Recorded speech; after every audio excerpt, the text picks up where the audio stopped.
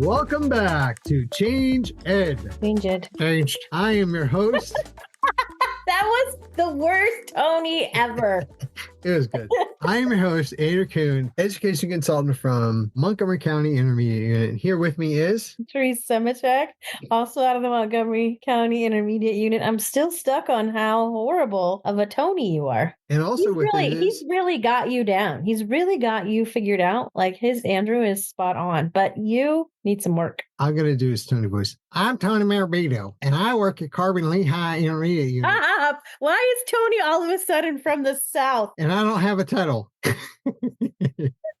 from like Louisiana. What was that? So listen, and bring you back into the whole conversation so you're not confused, because we're all confused. Last time, as you remember from our project-based learning conversation with Brian Riley, we told you that he didn't know that we were ending the conversation, and then we were picking it up. Guess who else didn't know? Tony Marabito. So we used AI to do some voice impressions of Tony. I hope you enjoyed them. No, that was all you. Don't blame the AI machine. When they rise up, they need to know that I had no part of this. I said AI, which is Andrew intelligence, not artificial intelligence. That's not the only AI that's out there. Oh, sorry. That's insulting. So Tony is going to be just as surprised as everyone else. Well, actually, now we'll know if Tony even listens to the podcast. Look at this. We're getting all this information back. Formative feedback. So much good stuff. We're going to just let Tony kick it off and pick up the conversation right where we left off. Take it away, Tony. So obviously this program is successful. You've done it for 8 years. You're constantly updating and changing. So let me ask the PDE question. How are the students doing on the bio exam in 9th grade? And how do you kind of take that data and then apply it and, make your changes from there? So I won't give you specifics. Sure.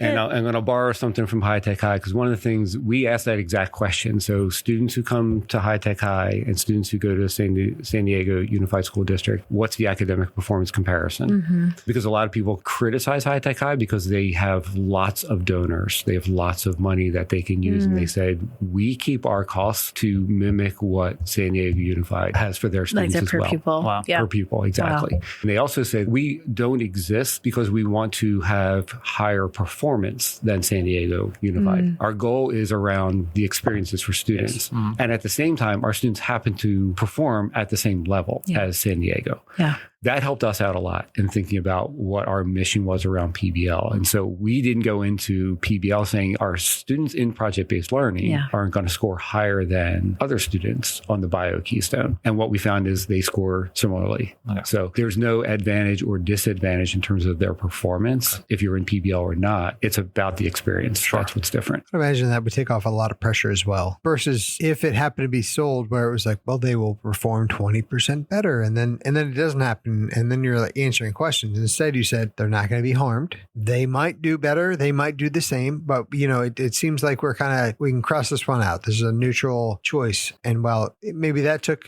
different level of convincing in the beginning, at least you're not backpedaling even 8 years later saying, well, we've been waiting for this 97% improvement that you promised us. I think it's helpful that your superintendent was the one that brought it to you. It'd be a very different battle if you were like, I want to do this, and to convince the superintendent as opposed to having them say, we're going to do this now. Agreed. Yes. He came to us with it. He had presented to the school board. And so they were behind it. I'm not sure if they were really supportive, but they weren't. Yeah.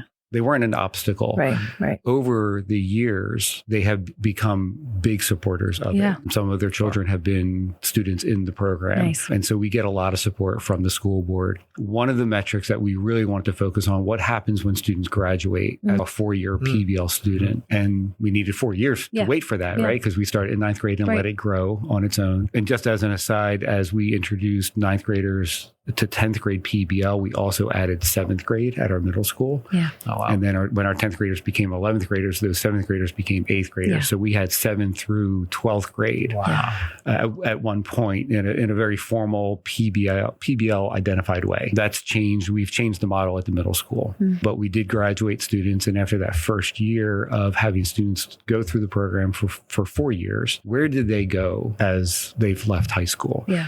And we did a similar comparison and looked at what did the high school, where did the students go from the high school and where did students go from PBL? And again, they matched in terms of which kind of universities, what kind of majors are they majoring in, how many students went to the military, how many students went into the workforce. The numbers were almost identical to each other. That's amazing, yeah.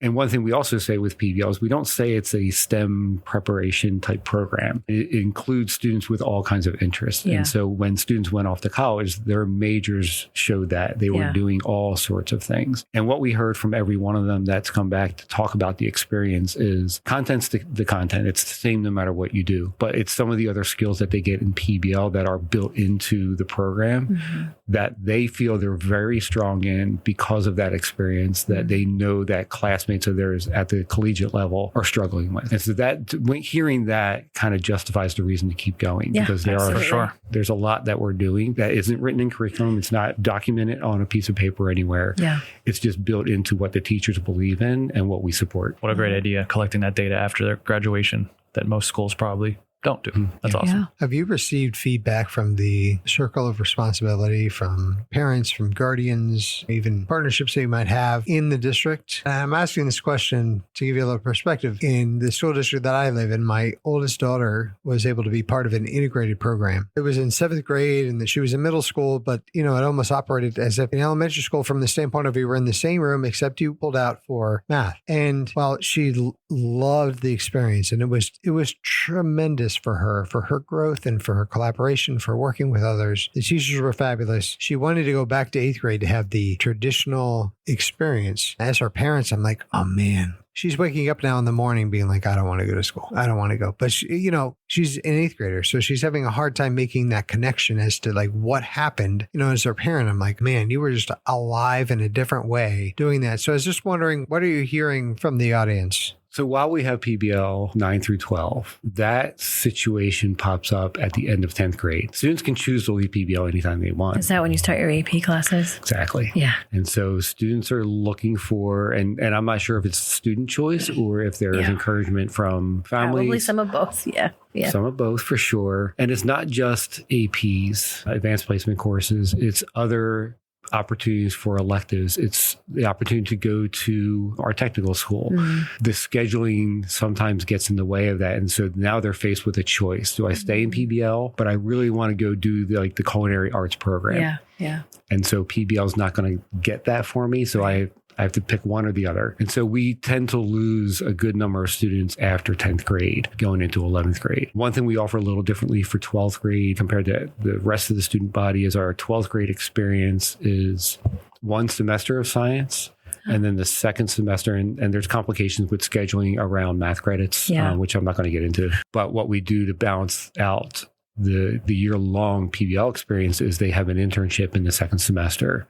For students who don't need another course, they'll be part of the internship instead. Oh, very cool. And so we have a number of partnerships that help place those students into situations where they're learning something in a very different environment, different experience. Nice. That directly kind of aligns with the whole PBL idea, right? Exactly. Yep. Very well thought out. Do you mind talking about the middle school? You said you used to have a traditional PBL there and it's changed. So we brought that on knowing what we wanted was students coming out of a PBL experience at the middle school and feeding right into the high school. Yeah. Like every program in a middle school should feed into their high school. Right. We did it differently because of the way middle school is teamed. They had 4 teachers.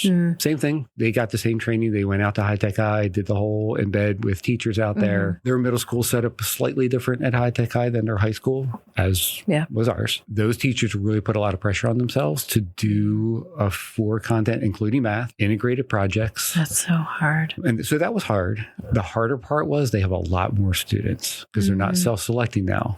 If you're on this team of teachers, you're in PBL. Oh. And so if our typical class in 9th grade at the high school is mid 50s in terms of student count, the middle school had 120 plus kids. And so we're thinking about a project and getting all those kids to contribute to it and grading all of that. And having experiences that are rich for every single one of them, that was a challenge. It's a very different beast. Yeah. We did do another year where we added 8th grade, and it was the same thing. It was still very challenging based on just on the numbers of students to teacher ratio. Yeah. And then after that, it switched to we want PBL for everybody, every teacher, every student, meaning we're going to work with every teacher to develop at least one experience throughout the school year.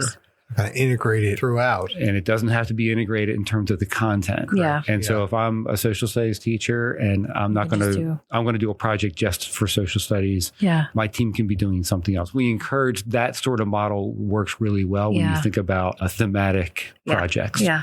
And so while we don't necessarily have to collaborate on how the project's going to move forward, when I'm designing my piece, it's touching on this theme so the student experience feels more connected. Yeah. I'll admit that we've not done a great job of supervising that in a way that has come to fruition. And so we've got some teachers that are doing a phenomenal job with project-based learning at the middle school because they were bought into it from the beginning. They, you know, our one social studies teacher was on the team when we started it, and he's still doing project-based learning. You get glimpses of it every once in a while. What's nice is that we now have some teachers at our elementary level, so K-6, that are starting to think that way, and they're dabbling in it. And our whole goal is exactly that, right? It's to try to get that happening throughout the district at some level. And so we can build on that. Right. Brian, thank you for coming on the show and for sharing all of it. I mean, there's obviously... We're done? Nope. I wasn't... I'm sorry. It seemed like an abrupt ending. Oh, it's 36 minutes. That's why. Sorry, I was just like, we've just been talking and I've been like, it's all right. All in. There's a sticker for you, by the way. If you want to be podcast famous. Podcast famous. Thanks. You should put it on all kinds of things and make Katie very jealous. All kinds of things? There's only one. There's 3. Yeah. Oh, I get 3. Take as many as you want. Do we have any more? We need one for... we need one You for get 2, sir. 2. Yeah. 2? Don't be greedy, All right. Brian. Yeah. Come on. Jeez. I'll take 1. You know what? See? I'll take 1. Order stickers And then I'll make my to-do own. list. Then you'll make your own make in my your own. maker lab. That's Fine. right. Oh, that's cool. But what's this one? That's just Take the that. That one's for Katie. Oh, Take that that. one's cool for Katie. too. Yeah. Which Katie? I have a lot of Katies now. Whichever one you thought of when I said it's for Katie. Wow. That's We a are safe recording. answer. We are recording, so I would be quiet about which Katie you're thinking of. There's only 1. Yeah. Great answer. Well, I don't even know her. That's a great answer. 2 that I work with, 1 that I think about. So.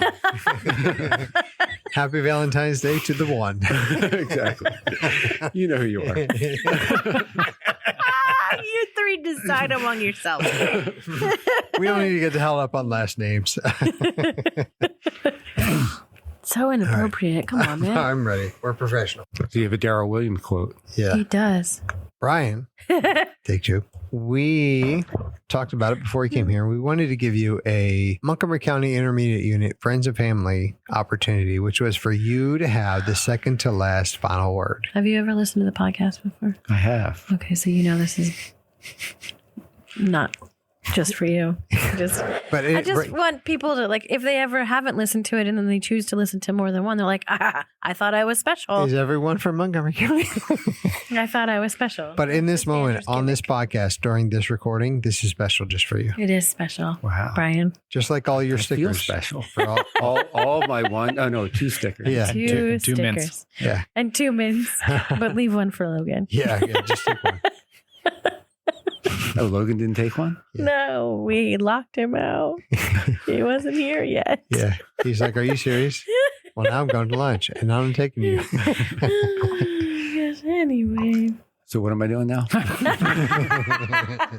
There's a lot happening there. Brian, don't tell our boss that we're this special. This professional. Oh, I saw a quote on your phone from Darrell. I didn't know if we were going to go to the quote or... Yeah. He's going to make He's- that his He's final saving thought. it That's for the his final final thought. thought. Yeah.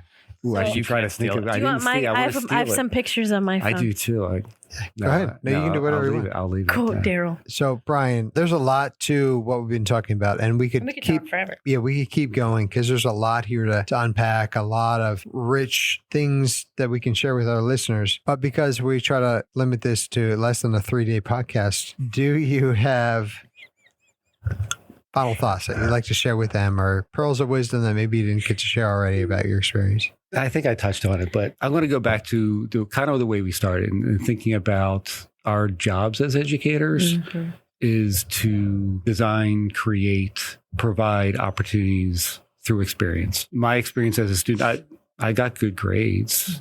I don't remember a lot of what I learned that got me to this point, but I can't like talk about the things that we did, the experiences that we had as like really rich things. Like it was an amazing experience. What I want, and PBL is an attempt at that, is to create that sort of situation for students. So when they look back on their education, they can recall those experiences and that's connected to what they're learning. And there's a lot more meaning behind it. I love it.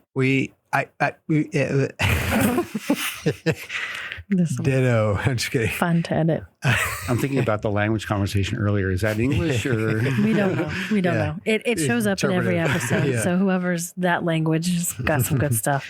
Well, thank you for coming on the show and for sharing all that you did. There's a lot here to unpack. And to be clear for our listeners, this is 9 years in the making. So this is a development process. And I only say it as a form of encouragement for them so that they're not like, how am I going to start this? And I think the gem that you had as well is when you mentioned that for your middle school, we decided that we were going to try to integrate it within a system that we already have. So those are very real things and very real challenges that exist of trying to navigate different components and different parts of a school and how it's established, and very real challenges. And it reminded me of something we heard together at the NSDA conference in Philly from the Wednesday keynote, who was Darrell Williams Jr. And what he said was, be flexible with the plans, but be stubborn on the vision. And I heard that resonating through everything you were saying of, we were going to launch with 2 grades and we said, whoa, let's pull back. Yeah. We still want this vision, but let's change the plan because we don't want to shoot ourselves in the foot already. And then we're like, nope, this won't work. This, overwhelm the system. So how do we integrate it into the system? And you even tried things when you said you went to 10th grade. You also introduced 7th grade? Yep. See, I listen to my own podcast and take notes. But get a sticker. Can I have that sticker back? Yeah. Poor Katie. But you took her sticker. Where was I? Yep. Sticker? No. You integrated flexible on the means. So you continue. Yes. Thank you. That's why you're here, Brian. So, but you were trying other things as well, right? The year 1 worked. Okay, let's try something here. And then you're still adjusting. So I feel like that's a very powerful message that I took with me from the keynote and that really, again, resonated with me here in this situation. But that's living into the project-based mindset. You're never finished. You're always iterating and you're always doing these things and you're never finished. And I think it's powerful to see it from the students doing it to the teachers doing it to the administration doing it. That's huge. Yeah. And I think the one word that comes to mind a lot when we think about exactly what you're talking about and what I think we need moving forward with a change in standards in Pennsylvania with steels, and that is we all need to be nimble as we move forward. Yes. Yeah. The other hidden gem that I heard as you were saying that was self-awareness. But across the board, what did the students need? What did the teachers need? What do we need at the administrative level? What do the circle of influence, what do they need? What does everyone need as we do this? And so opening up that channel of communication and using another Steele's term, creating discourse. Let's have conversations about this so that we can figure it out. So, Brian, you by far have been our favorite guest on the show for this specific podcast. So thank you so much. In the last 45 minutes. Yeah. Thank you so much for coming on the show. Poor Brian. We appreciate your time. He's never coming back. Yeah. Please Treat tell the your man friends with how respect. professional we are. And for all of our listeners, thank you as always for tuning in and for making this the #1 podcast in Pennsylvania and the world. Make sure that you like and subscribe and follow. And text us on Spotify. And text us on Spotify. Is it just Spotify? Wherever texts are accepted. Andrew's number is 3. Just dial 3. What? I don't know. Well, I'll start that over. Thank you very much. You're pointing out how terrible that was. Brian. Ooh, nope. Hate that too. Wow. That's terrible. Katie. Where's Katie? We need Katie. Which one? We need the Katie. Any Katie.